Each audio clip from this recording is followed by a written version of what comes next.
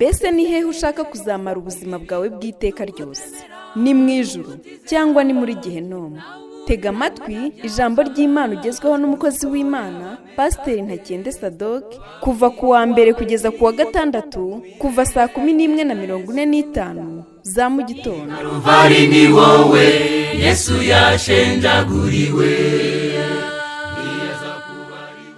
Mana nziza, Mana y'ubuntu, Mana idukunda bihebuje, reka tugushime kandi tuguhimbaze, tugushimire ineza yawe n'urukundo rwawe bitarondoreka, tugushimire kandi uyu mwanya mwiza uduhaye kugira ngo twongere kumva ku ijambo ryawe kandi tubashe kwiga icyo ritubwiye, nidufashwa nawe tubashe gukora icyo ritubwiye. Ushimwe rero ko ubyemeye, ariko turakwinginze kugira ngo ubundi ubushake bwawe abari bwo buba mu buzima bwacu, he kuba uko dushaka, ahubwo tuyoborwe nawe, dutegekwe nawe, tugengwe nawe, maze duhinduke uko ushaka, turekeraho kuba uko twebwe dushaka. Urakoze rero kuri kumwe natwe abari hano muri studio, ndetse ukaba uri kumwe n'abari hirya no hino bateze amatwi. Ngaho tugirire neza kandi uduhane umugisha, he kuba amagambo y'umuntu, ahubwo ijambo ryawe aba ari ryo rigera ku mitima yacu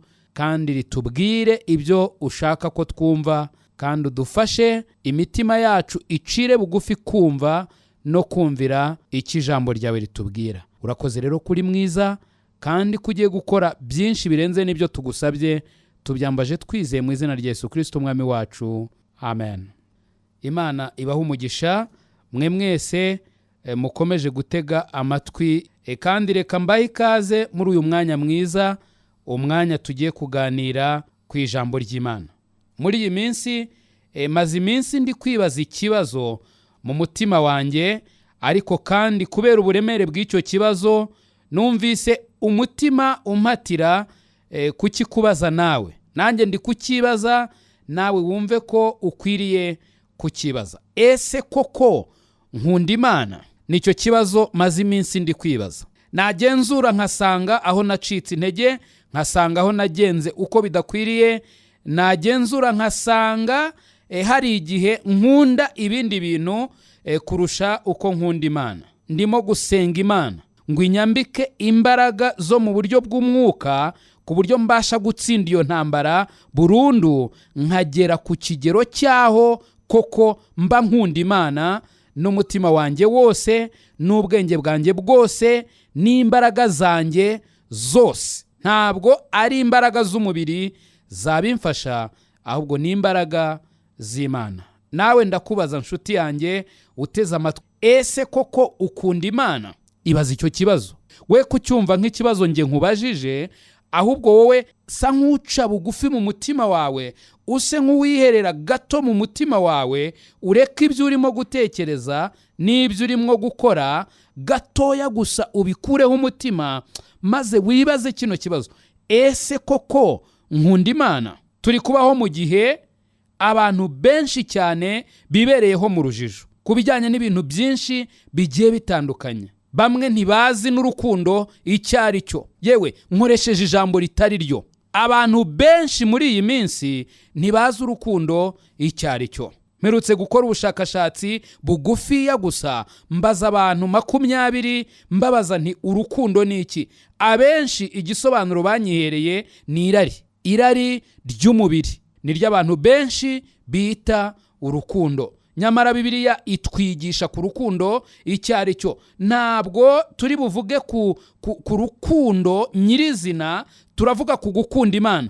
Ariko iyi ngingo nayo ni ingingo ukwiriye gutekerezaho cyane. Abenshi rero ntibazi gukunda icyo ari cyo. Abenshi ntibazi uko umuntu yaba umudamu, ntibazi uko umuntu yaba umugabo. Abenshi ntibazi uko abana bari bakwiriye kuba bameze. Kubera iyo mpamvu rero ntago bamenya neza kuba umukristo nyakuri icyo ari cyo. Ndetse abantu benshi cyane bafite ishusho itariyo y'ubukristo.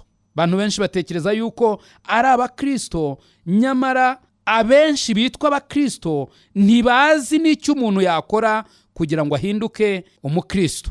Iyo niyo mpamvu abantu benshi bazimiriye muri icyo kintu cyitwa ubukristo bakaba bibereyemo gusa, ariko mu by'ukuri badafite icyo bapfana no kuba umukristo, ndetse badafite icyo bapfana na Kristo. Abenshi bikundira uko kwidagadura bumva, cyangwa se uwo munyenga uri mu kwibera mu itorero runaka cyangwa se idini runaka, akumva ari cyo kimunyuze gusa, nta kindi kintu kijyanye nuko kuri ko mu buryo bw'umwuka, cyangwa se nta sano afitanye n'ijuru, ahubwo akumva we anejejwe n'uwo munyenga wenda wo kwibera muri korali ifite ibyuma byinshi kandi byiza, kwibera muri iryo tsinda ry'abantu b'iryo torero, akumva ari cyo kimunyuze. Abenshi bumva bakeneye ahantu bagira abantu basabana nabo. Abandi itorero cyangwa se idini yababereye nk'ikiyobyabwenge, cyumva bumva kibagushije neza, bumva ari ikintu batabaho badafite cyangwa se batagiyemo. Ariko mu by'ukuri bwa buzima nyabwo nyakuri bwa gikristo ntabwo barimo. Ni nayo mpamvu benshi cyane usanga rwose bakomeye mu madini cyangwa amatorero, ariko ibibazo byabo bakiri nabyo, bakumva wenda babyibagizaho gato gusa, ariko bakaba bari nabyo. Bamwe ari indaya, abandi ari abicanyi, abandi ari abagambanyi, abandi ari abarozi, abuzuye inzangano, abatagira kwizera namba. Kwizera namba. Hari ikintu gikomeye cyane nasomye muri Bibiliya. Bibiliya itubwira neza yuko kwizera ariko guhesha ukiranuka ugukiranuka kw'Imana. Bivuze iki? Umuntu udafite kwizera, nk'uko biri bitubwira mu Baheburayo igice cya 11, ntibishoboka ko yakwigera anezeza Imana. Nyamara hari abantu benshi cyane batizera Imana, nyamara bakiyita abakristo, bakiyita abantu barimo kujya mu ijuru. Sinirengagije icyanditswe kiri mu Baroma igice cya 10 ngo bakwizera bate nta wababwirije, kuko kwizera guheshwa no kumva ijambo ry'Imana. Ibibazo ni byinshi cyane twavugaho, gusa icyo ndi kugira ngo nkwereke nuko hari abantu benshi cyane bazimiriye muri icyo kintu cyitwa ubukristo, nyamara ariko bakaba batazi neza uko umuntu aba umukristo. Kandi utari umukristo ntabwo uri umukristo. Iyo utabyawe n'Imana ntabwo uri umwana w'Imana. Bigusaba ko ubyarwa n'Imana kugira ngo ube umwana w'Imana. Ntabwo nge nk'umuntu nshobora gufata umwanzuro ngo genda umwana wa runaka. Ya ababyeyi banjye barahari, sinshobora kubihakana.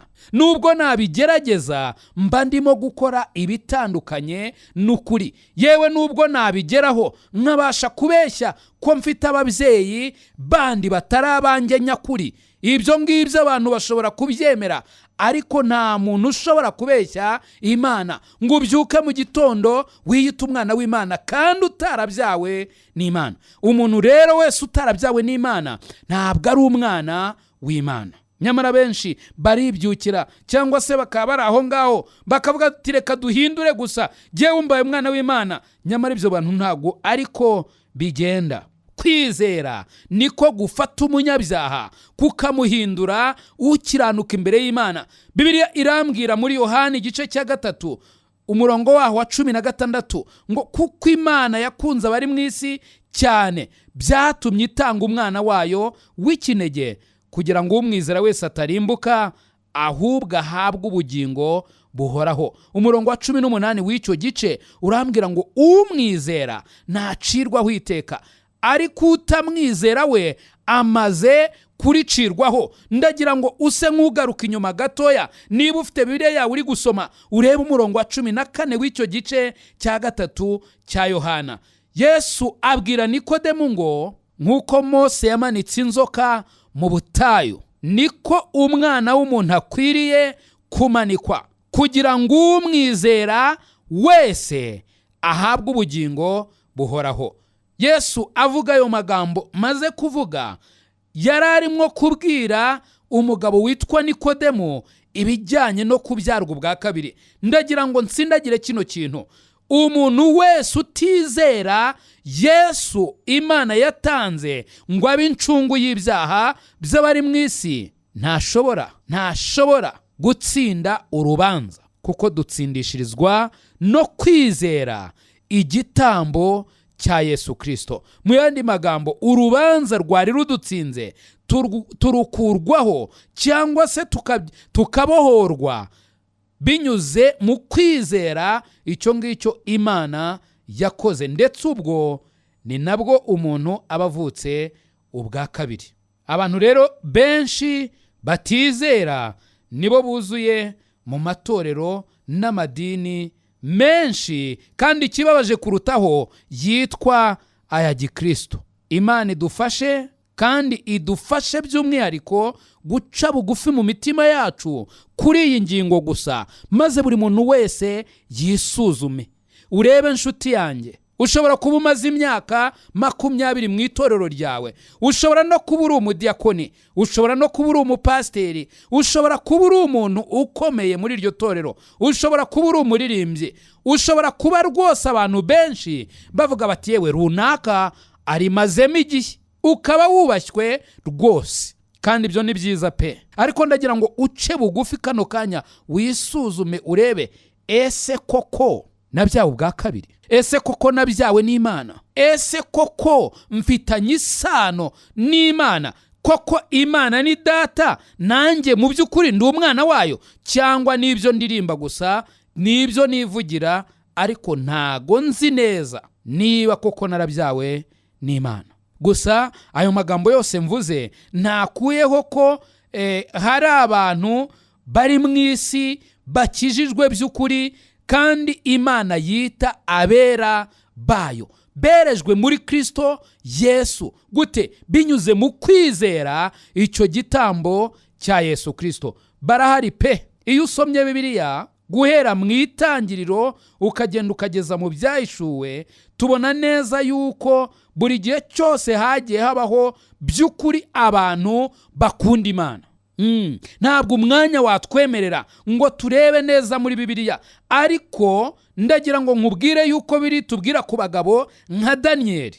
Wow, uyu nguyu numva sinzi uko nabivuga. Daniyeli yari umugabo ukunda Imana, ntabwo yari wa mukristo w'abandebe, reka nzajye ku rusengero ku cyumweru gusa bandebe. Oya, Daniyeli yari umukristo ukunda Imana ku manywa na nijoro, abantu bareba cyangwa se basinziriye. Daniyeli yakundaga Imana. Tuzabaganiraho bano bagabo, turebe ubuhamya bwabo, turebe ubuzima bwabo, turebe uburemere bw'urukundo bakundaga Imana. Ariko gatoya ndagira ngo utekereze kuri Daniyeli. Daniyeli yakundaga Imana ku buryo ubusabane bwe n'Imana, wa mwanya wo gusenga, nta kintu na kimwe yumvaga cyamubuza uwo mwanya, yewe kabone n'urupfu. Ntabwo Daniyeli yabonaga ko urupfu ari ikintu cyo gutinwa ku buryo yakigurana ubusabane bwe n'Imana. Ni nayo mpamvu Daniyeli yemeye akavuga ataho kugira ngo mbe igikomangoma muri ubu bwami bukomeye cyane, byahagarara nkabireka, aho kugira ngo nkomeze nidagadure mu byo nakoreye naruhiye, indye nkwe nezerwe, ariko bambwire ngo ceceka, we gusenga Imana, we gusabana n'Imana mbyemere. Oya, nakwemera ahubwo ngapfa. Reka mbanze mvuge kino kintu: urukundo nyarwo rurusha imbaraga urupfu, rurakomeye kuruta urupfu. Daniyeli yari umugabo ukunda Imana. Hari umugabo bita Aburahamu kubera ukuntu yizeye Imana, kubera ukuntu yakunze Imana, kubera ukuntu yanezezwaga n'Imana. Aburahamu ni umugabo umwe mu bagabo bakomeye ku isi bahagurutse. Apana ibyo kuvuga mu mutima gusa. Benshi muri twebwe uravuga ngo ngiye nkurikiye Imana, ariko mu by'ukuri wiyirukanyira ku butunzi, wiyirukanyira ku cyubahiro, wiyirukanyira ku bindi bintu. Ariko Aburahamu yavuye mu gihugu cy'iwabo kubera ijwi gusa. Yumvise Imana imuhamagara, iramubwira iti haguruka. Ntimubwiye aho ari bujye, ntimubwiye icyo azaberayo, ntimubwiye niba azabonerayo ubutunzi, nimubwiye niba hari icyubahiro. Iramubwira ngo haguruka. Aburahamu kuko yakundaga Imana Aburahamu arahaguruka aragenda, ava mu gihugu cy'iwabo, aragenda kubwo kwizera gusa, aragenda, kandi Imana yamukoreye ibikomeye. Mu isezerano rya kera hari abantu benshi cyane Bibiliya itubwira, ndetse itubwira ku mugabo witwa Enoki. Enoki yagendanye n'Imana kubera urukundo yakundaga Imana, ngo yafashe umwanzuro yirengagiza ibindi bintu byose agendana nayo, maze nk'uko Bibiliya ibitubwira mu Baheburayo igice cya 11, ngo Imana yaramwitegereje ibona neza ukuntu agendana nayo, iravuga iti uyu ntakwiriye no kwirirwa apfa, nazamuke. Ijuru ryohereza transporo yo gucyura umugaragu w'Imana. Enoki arataha atiriwe apfa, yakundaga Imana. Hari abagabo bahagaze bahamya Imana, bakunda kandi bizera, barimo Shadrake, barimo Meshake, barimo Abedenego. Barahagarara, igihe kigeze cyo kugira ngo bapimwe, maze bahagarara ku munzani, bigaragara neza yuko aba bagabo bakunda Imana, atari ukujenjeka, atari amagambo, atari bya bindi byo ku cyumweru cyangwa ku isabato cyangwa n'undi munsi uwo ari wo wose, ahubwo berekana ko mu mitima yabo ari abakristo koko, bamaramaje kugira ngo biyegurire gukunda Imana yabo. Pawulo ni umwe mu bakristo bakomeye tubona muri Bibiliya. Pawulo twamuvugaho byinshi, uhereye ku buzima bwe bwa mbere yuko aba umukristo, ndetse na nyuma yuko abaye umukristo. Yari umugabo ugira ishyaka rikomeye. Mbere yari afite ishyaka ariko ari mu buhumyi, yari afite ishyaka ariko ripfuye. Ni nayo mpamvu yarwanyaga Imana, nyamara yibwira yuko arimo gukorera Imana. Ariko kuko Imana ari umutunzi w'imbabazi, Yesu aramwitegereza, areba umutima wa Pawulo, aravuga ati uyu nguyu rwose reka mwitoranyirize aba umugaragu wanjye. Maze Imana iramutoranya, imaze kumutoranya imukora ku maso, imumurikira umucyo ukomeye cyane. Uwari Sawuli abonye Kristo ahaguruka ubwo, maze akurikira Kristo. Hari amagambo menshi yagiye avuga kubera urukundo, kubera ubwuzu, kubera kumaramaza kwe, yagiye avuga abwirijwe n'umwuka w'Imana. Ari hano mu byanditswe byera. Ndibuka igihe yavugaga ngo jyewe ndarwana ariko sindi mwuhusha, sindi umuntu utera ibipfunsi, atera mu mwijima. Oya, urugamba ndiho ndaruzi. Nicyo yari arimo kuvuga. Urugamba ndiho ndaruzi, aho njya ndahazi, iwacu ndahazi, uwancunguye ndamuzi. Kandi yarazi nuko yakijijwe. Pawulo rero yakunze Imana kuva wa munsi igihe yakiraga Kristo, igihe yahuraga na Kristo, maze yiyegurira gukora umurimo w'Imana. Twavuga kubera Bibiliya itubwira bakundaga Imana, bwakwira bugacya, bukira bugacya, bukira bugacya. Ariko uyu munsi ndagira ngo wowe nanjye twibaze kino kibazo natangiye nkubwira. Sadoke, ese koko ukunda Imana? Yewe wa muntu we witwa umukristo, uri aho hirya no hino, mu majyepfo, mu majyaruguru, iburengerazuba n'iburasirazuba, cyangwa se hano hagati mu gihugu, aho waba uri hose, cyangwa hirya no hino ku isi, aho waba uri hose, ese koko ukunda Imana? Ndakubaza, nanjye nibaza, ese koko ukunda Imana? Igihe Yesu yari hano ku isi, yarigishaga abantu benshi baramukurikira kandi bagakunda inyigisho ze. Ariko hari igihe cyageze, abangaba 5,000 yagaburiye umunsi umwe, abo yigeze kugaburira ari 3,000, abo yakijije benshi cyane. Hari igihe cyageze ngo bose barigendera, hasigara 11. N'abarabahindukirana arababaza ati, mbese koko namwe murashaka kwigendera? Petero yuzuye umwuka wera aramusubiza ati, ntago twakuvaho, nta handi twajya, ni wowe ufite amagambo y'ubugingo. Nyamara igihe cyaje kugera, babandi 11 havamo uwamugambaniye, Yuda. Babandi 11 igihe kiza kugera, cyagihe igihe cyo gupimwa cyari kigeze, cy'urukundo nyarukundo, bakunda umwami wabo. Yesu amaze kuzamurwa ku musaraba cyari igihe gikomeye cyane. Bibiliya irambwira ngo yasaga n'uwanzwe n'Imana, yasaga n'uwo wakubiswe n'Imana. Yari umuntu udateye amabengeza ku buryo umuntu yakwifuza kwishushanya nawe. Nyamara ibyo byari ibyaha byanjye byamuhindanije, byari ibyaha byawe byamuhindanije. Nuko abigishwa be, intumwa ze baritegereza, barareba, baravuga bati ibi bintu birarangiye, uyu mugabo ararangiye, reka twisubirire kuroba, reka twigire mu byacu. Urukundo rwabo rwari rupimwe, haburaho gato. Ariko Yesu amaze kuzuka, Mana yacu ishimwe cyane, Yesu amaze kuzuka, bano bagabo bo guhamya ukuzuka kwe bahindutse bashya. Noneho buzuye imbaraga zikomeye cyane, kandi batangira kureba Yesu mu bundi buryo. Reka nkubwire nshuti yanjye uteze amatwi kano kanya, niba utarabona Yesu wabambwe agapfa, ntahere mu gituro, ahubwo akanesha urupfu, ndakubwiza ukuri yuko hari ikigero utari wageraho, hari ikigero utari washyikira cyo kuba umwana cyangwa se umuntu w'Imana. Yesu amaze kuzuka, amaze kwiyereka intumwa ze, amaze kuganira nabo kenshi, bamaze kongera kugaruka, bamaze kongera kumva urwo rukundo n'ubusabane hagati yabo na Kristo. Maze Yesu abaza umugabo umwe witwa Petero. Ndagira ngo niba ufite Bibiliya yawe urambure muri Yohana igice cya 21. Yohana igice cya 21, reka dusome duhereye ku murongo waho wa 15 turageza ku wa 17. Yesu abaza Yohana ngo nuko bamaze kurya, Yesu abaza Simoni Petero, mumbabarire ntabwo ari Yohana ni Petero, aramubaza ati, Simoni mwene Yona, urusha aba kunkunda? Dore ikibazo gikomeye.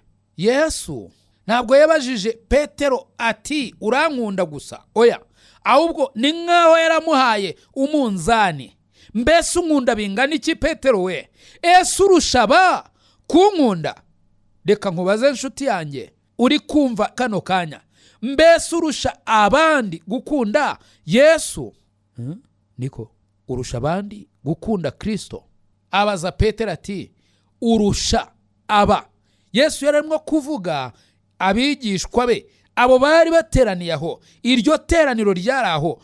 Yesu abaza Petero ati urusha aba kunkunda? Twakwibaza byinshi, sinzi uko aba bandi babyumvise, niba mu mitima yabo baravuze bata uwo turamurusha, sinzi niba baravuze bata uwo aragukunda niyakwihakanye kangahe kose. Yesu kuko areba mu mitima, yarazi neza ibiri mu mitima yabo, yarazi neza ko bamukunda, ariko yari afite icyo agambiriye, yari afite icyo ashaka kubwira Petero. Arangije aramubaza ati urusha aba kunkunda? Aramusubiza ati ye mwami, uzi ko ngukunda. Petero ntiyamubwiye ati ahaha wabibonye, bano bose ndabarusha kugukunda, jewe ndabarusha, ndagukunda rwose. Oya, yaravuze ati ye mwami, uzi ko ngukunda. Ni nkaho Petero yaravuze ati mwami, ni wowe ureba mu mutima, kandi urukundo ngukunda ni wowe uruzi. Sinzi niba ndusha kugukunda, ariko ye urabizi ko ngukunda. Reka nkwibarize nshuti yanjye, ese we washobora kuvuga ayo magambo ukavuga uti mwami ndagukunda, mwami urabizi ko ngukunda? Ese koko utekereje Imana yagutangira ubuhamya ikavuga iti koko urankunda? Ngo aramubwira ati ragira abana b'intama banjye. Petero, urankunda kurusha abangaba? Ye mwami, urabizi ko ngukunda. Yesu aramubwira ati ragira abana b'intama banjye. Kubera ko Petero yari yihamirije ko akunda umwami Yesu Kristo yahise amuha icyo akwiriye gukora niba koko amukunda. Iyo usomye amagambo akurikiraho 16, ngo Yesu yongera kumubaza bwa kabiri ati Simoni mwene Yona, urankunda? Aramusubiza ati ye mwami uzi ko ngukunda. Ngo aramubwira ati ragira intama zanjye. Amubaza ubwa gatatu ati Simoni mwene Yona urankunda? Petero ababazwa nuko amubajije ubwa gatatu ati urankunda? Nuko aramusubiza ati mwami umenya byose, uzi kandi ko ngukunda. Yesu aramubwira ati ragira intama zanjye. Nureba neza urasanga Yesu yaramubajije inshuro eshatu kandi akamubwira ibintu bitatu agomba gukora. Yamubajije gatatu kubera iki? Yashakaga ko Petero koko ahamya neza niba koko akunda Kristo. Ariko kandi Yesu yarebaga mu mutima, yarazi neza ko Petero amukunda, ariko yashakaga ko agera kuri icyo kigero cyaho yiyegurira koko mw'urwo rukundo akunda Kristo. Nibibe ibintu ashobora gukora cyangwa ashobora kureka, oya, ahubwo akaba amaramaje rwose. Nyamara hari ikindi yashakaga kumubwira. Yashaka kumubwira ko urukundo atari amagambo gusa. Niba koko akunda Kristo, hari icyo yagombaga gukorera Kristo. Imana yacu idufashe kandi Imana yacu itugirire neza. Wowe muntu uvuga yuko ukunda Kristo, ariko tubanze twibaze niba koko unakijijwe. Hari abantu benshi cyane bivugira ko bakunda Kristo, ariko mu by'ukuri nta nubwo babyawe ubwa kabiri. Niba uri muri abo bari muri urwo rujijo, ukaba uvuga uti sinzi niba narabyawe ubwa kabiri, sinzi uko umuntu abyarwa ubwa kabiri, sinzi uko umuntu akizwa, turakwinginga, ndakwinginga, ushaka uko wamenya uko wakizwa. Ushobora kuduhamagara, turi buze gutanga nimero. Ushobora kudusura aho dukorera, ushobora kushakisha. Ntago wabura ukuntu umenya uko wakizwa. Wasoma Bibiliya yawe, cyangwa se ukabaza umuntu utekereza cyangwa ubona hafi yawe waba asobanukiwe uko yakwereka inzira y'agakiza. Ukabaza. Ntabwo ukwiriye guceceka, ntabwo ukwiriye gutuza utaramenya neza niba koko ukijijwe. Apana ibyo abantu bavuga, apana ibyo utekereza ukavuga uti okay, ubwo maze igihe muri iri torero nta kuntu nakijijwe. Nari maze imyaka myinshi ndi umunyedini mwiza, ariko ntarigeze nkizwa. Hari n'abandi bantu benshi b'inshuti zanjye bakijijwe, nyamara ntibyari bibabujije ko bari bamaze imyaka myinshi cyane batarigeze bamenya n'akanunu ku bijyanye n'inzira y'agakiza. Bari mu munyenga wo mu makorari, bari mu munyenga wo mu nshingano zitandukanye mu matorero, bari bameze neza mu matorero, ariko mu by'ukuri ntabwo bari bazi iyo bari kuva niyo barimo kujya, kuko Imana ari umutunzi w'imbabazi. Igihe kigeze umucyo urabamurikira. Nawe byaba ari agahinda, ariko ukaba utari wavirwa n'umucyo ngo ushobore kureba umenye neza aho urimo kuva n'aho urimo kujya. Ndavuga hahandi hiteka ryose. Mbese koko ufite ibyiringiro 100% by'uko ujya mu ijuru, by'uko izina ryawe ryanditswe mu gitabo cy'ubugingo? Hari ikintu kijya kimbabaza cyane, abantu benshi cyane bavuga ko ari abakristo, barakubwira ngo rero ntushobora kumenya niba koko utarimbuka. None se ni gute waba umukristo, ni gute waba ukijijwe kandi ntumenye neza niba ufite ubugingo buhoraho? Ibyo bintu ntabwo byaba bisobanutse. Nako gakiza ntabwo kaba ari agakiza. Bibiliya ivuga yuko dukizwa kandi koko tukaba dukijijwe. Yesu yavuze inshuro nyinshi mu byanditswe byera ko intama ze zitazarimbuka na hato iteka ryose. Nta muntu n'umwe ushobora kuzivunura mu kiganza cye. Yarabihamije kenshi cyane. Yavuze yuko uwumva ijambo rye akizera uwamutumye aba afite ubugingo buhoraho. Yesu ntiyigeze avuga ko umuntu wizera Imana aba afite ubugingo bw'akanya gato. Oya, yavuze ko aba afite ubugingo buhoraho kandi ko aba atakirimbutse na hato, ndetse ko aba avuye mu rupfu ageze mu bugingo. Yesu yavuze amagambo menshi mu byanditswe byera atwereka ko umukristo, umuntu wabyawe ubwa kabiri, atarimbuka ahubwo ahabwa ubugingo buhoraho. Nkibaza ngo ni gute umuntu yaba umukristo ariko kandi akaba atamenya neza niba koko atazarimbuka? Ibyo ntago bisobanutse nk'uko nari mbivuze. Ariko kandi nkagaruka, Satani ni umugome, Satani ni umuhanga. Nta nubwo ari umuhanga, ahubwo Satani Bibiliya ivuga ko ari we se w'ibinyoma. Buriya rero umuntu ushaka kukuyobya ntabwo akujyana kure cyane, akuyobereza hafi y'ukuri. Satani yamaze kubeshya abantu benshi. Mugende mujya mu matorero, mugende mujya mu madini, abantu barahurura baragenda. Bamaze kugeramo arabwira ati ibyo birahagije, ibyo gukizwa nimukirirwe mushakisha. Ndetse hari ikintu kijya kimbabaza, hari abantu benshi cyane ujya kubwiriza ubutumwa bwiza akubwira atoya mfite itorero mbarizwamo diswe, ntabwo iryo narivamo, ntabwo dufite uko twize, dufite uko tujye. Abantu bamaze kubaka inkuta ku buryo badashaka kuzirenga. Mumbabarire munyumve neza, ntabwo ndi hano ngo mvuge amatorero nabi, oya, ahubwo ndi kwivugira kuri uru rukundo nyarwo. Wa mukristo we ukwiriye gukunda Imana, n'ukuntu utakunda Imana kandi utarabyawe nayo biragoye. Ndetse iryo jambo ntabwo ari ryo, iryo nkoresheje ntabwo bigoye, ahubwo ntibishoboka, kuko kamere yacu y'umubiri ihabanye cyane na kamere y'Imana. Biransaba kubyarwa ubwa kabiri nkagira kamere y'Imana, bityo nkabona uko nakunda Imana, nkabona uko nakunda iby'Imana. Yesu abaza Petero aya magambo tumaze gusoma inshuro 3. Ubwa mbere aramubaza ati mbese Petero we urushaba kunkunda? Petero arasubiza ati ye mwami urabizi ko ngukunda. Yesu aramubwira ati ragira abana b'intama banjye.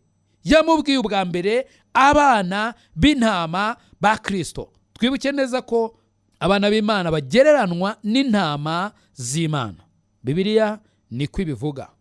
Kandi kuva mu isezerano rya kera twagiye tubona neza yuko Imana ivuga cyangwa se ikoresha imvugo ishushanya. Rero intama harabayizi nk'itungo, kandi nibyo koko, ariko Bibiliya iyo ivuze intama, hari igihe bivuga intama y'itungo, hari aho byanditse muri Bibiliya. Ariko nanone iyo Bibiliya ivuze ngo intama zanjye ndazizi zumva ijwi ryanjye zirankurikira, ntabwo Bibiliya ibiri kuvuga kuri ariya matungo koko, ibiri kuvuga ku bana b'Imana. Ndetse hari aho Bibiliya ivuga kuri ntama w'Imana ukuraho ibyaha by'abari mu isi. N'umwana w'Imana w'ikinege, ari we Yesu Kristo, ari we wadupfiriye, aba igitambo, aba intama ikuraho ibyaha by'abari mu isi. Apana za zindi z'amatungo zashushanyaga uwo wagombaga kuza akaba igitambo kimwe, gitambwa rimwe, bikaba bihagije by'iteka ryose. Rero Yesu abwiye Petero ati ragira abana b'intama banjye. Ntekereza ko yari arimo kumubwira ati reba abo bantu bari gukizwa, abo bantu bari kumva ijambo ry'Imana ubu ngubu, abo bagiye gukizwa babe hafi, bagaburire ijambo ry'Imana, bigisha ijambo ry'Imana, bahugure mu ijambo ry'Imana, bakomeze. Abo bakizwa vuba biteho, bakomeze. Kandi ni inshingano ikomeye Yesu yaramuhaye. Ariko kuwukunda Kristo ntabwo yari inshingano ikomeye,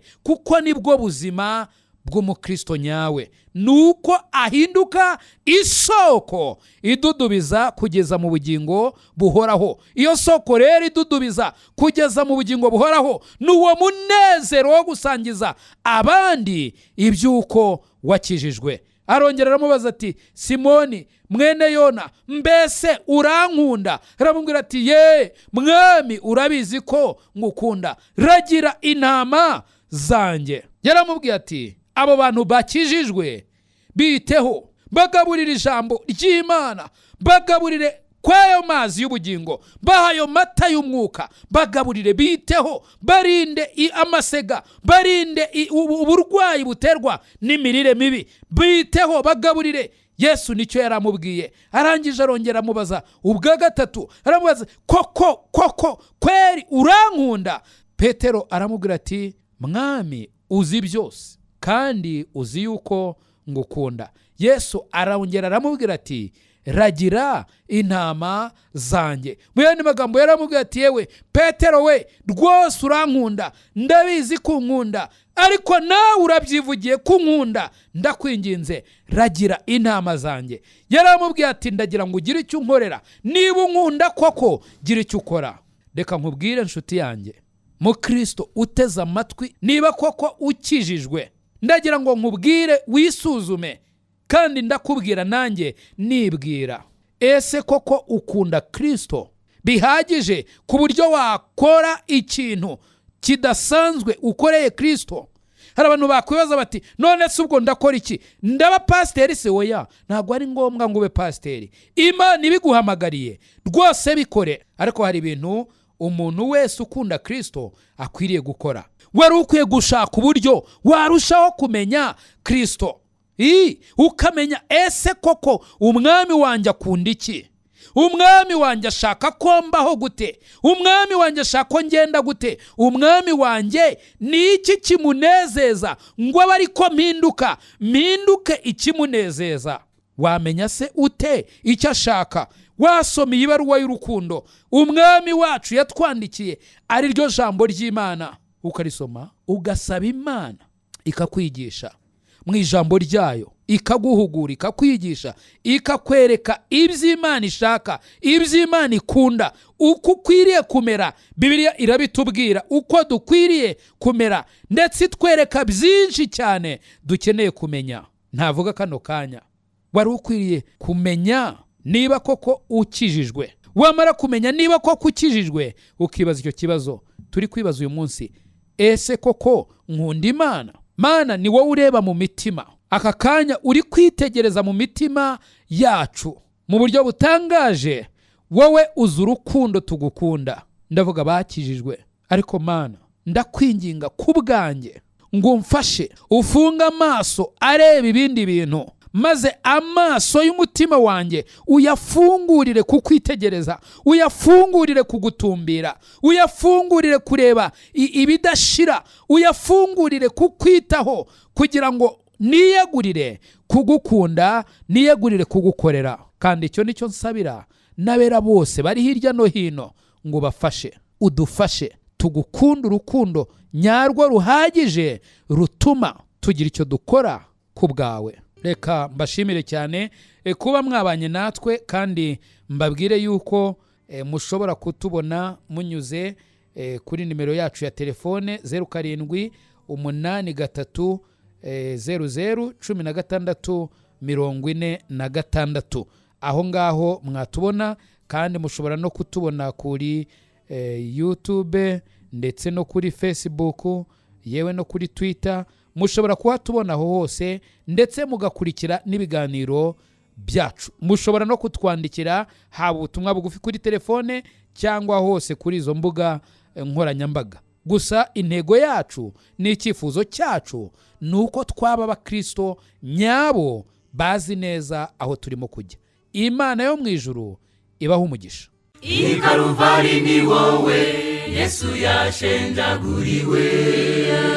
Nshuti mukundwa, mbese aho izina ryawe ryanditswe mu gitabo cy'ubugingo? Ese impanda ivuze Yesu agarutse nona, cyangwa uramutse uvuye mu mubiri, wizeye neza 100% ko wajya mu ijuru? Ndakwinginga ngo uyu munsi utekereze ku iherezo ryawe, maze ufate umwanzuro uruta iyindi. Imana iragukunda kandi Yesu aragutegereje. Ngwino, tebuka aguha agakiza, akuruhura umutwaro w'ubwoba, aguha amahoro, umunezero n'ibyiringiro byuzuye byo mu mutima. Ukeneye ubundi bufasha, waduhamagara kuri izi nimero: